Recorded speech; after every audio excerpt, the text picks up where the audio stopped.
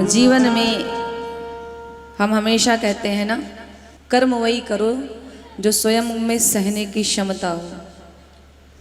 कहते हैं कि कर्म की ये जो कर्म का जो नियम है ना, हमारा जो हम कर्म करते हैं वही हमारा कर्म हमारे पास एक दिन लौट करके आता है। आपको कुछ बदले में मिले ना मिले, लेकिन ये जो आप कर्म कर रहे हो यही आपका कर्म एक दिन आपके पास लौट के निश्चित आएगा। इसलिए जीवन में ऐसा कर्म करिए कि जब आपका कर्म लौट के आए ना तो आपको पीड़ा ना हो। और एक बात कहूँ, जीवन में कभी ऐसा कहते हैं ना, अरे उसकी तो बात ही छोड़ो, वो तो खुद की नज़रों में ही गिर गया। कभी कभी हम किसी के बारे में कहते हैं ना जिससे हमारी नहीं बनती या जिससे बड़ा जोर का झगड़ा हो जाए, कहते हैं अरे वो क्या मेरे से बात करेगा, हिम्मत है क्या मुझसे आंख मिला ले। आंख मिलाने की क्षमता नहीं है, मेरी तरफ देखने की क्षमता नहीं है उसकी, उसने ऐसे काम किए। इसलिए जीवन में कभी ऐसा कोई कर्म ना करो कि जिससे सामने वाले के समक्ष हम खड़े होकर के आंखों में आंखें डाल के बात ना कर सकें। ये सबसे बड़ी विकट स्थिति होती है। और यही बात हमें श्री जी के समक्ष भी संकल्प लेना है कि माँ इतनी कृपा बनाए रखना कि हमारे कर्म के द्वारा ऐसा कोई कर्म ना हो जाए हमारे द्वारा, जिससे जब कभी आपके समक्ष हमें उपस्थित होना पड़े तो हमारी नज़रें झुक जाएं, आपकी नज़रों में मैं गिर जाऊं। इसलिए नज़रों से गिराना ना,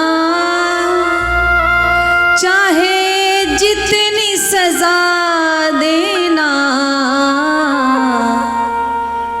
किसी की नज़रों में कभी नहीं गिरना चाहिए महाराज। वो दंड देता है सह लो, वो दंड फिर भी ठीक है, लेकिन जब हम किसी की नज़रों से गिर जाते हैं ना महाराज, तो हमारा कुछ बचता नहीं है, सब समाप्त हो जाता है। नज़रों से गिराना ना, चाहे जितनी सजा देना, क्योंकि हे श्री जी हे माँ, नज़रों से जो गिर जाए,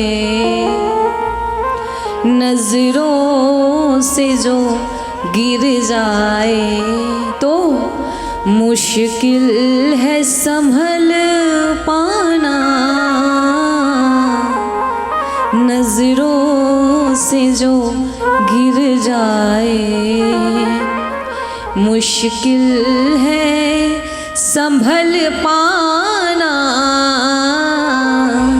राधे तेरे चरणों की गर धूल जो मिल जाए,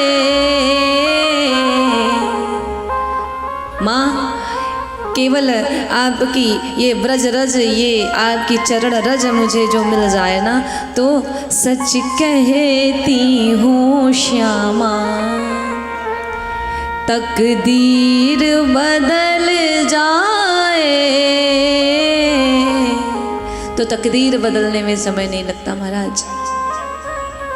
कल भगवान ब्रज में गोकुल में पधार गए, गोकुल में शहनाइयाँ बज रही हैं, आज बधाइयाँ बज रही हैं।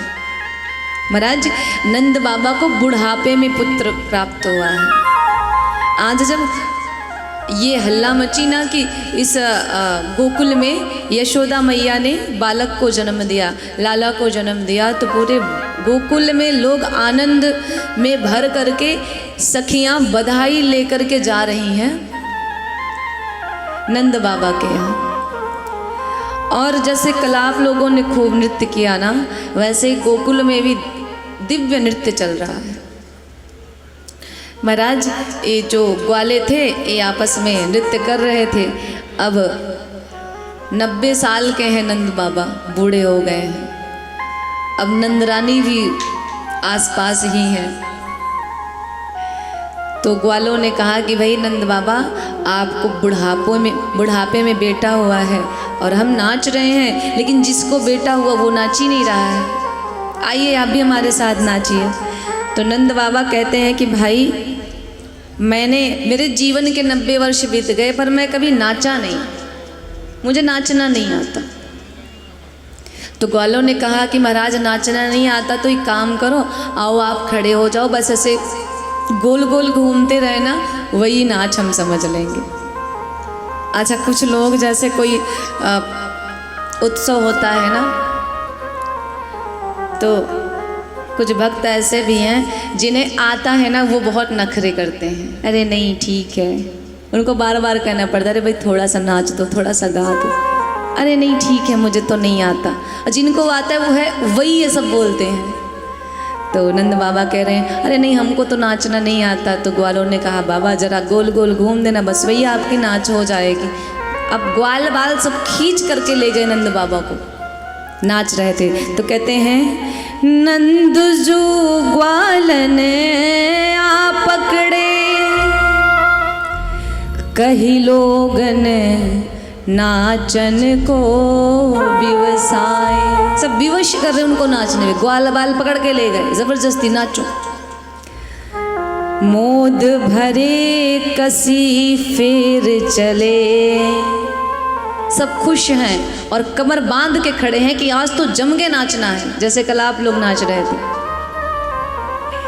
तब नंद बाबा सबके मन भाए।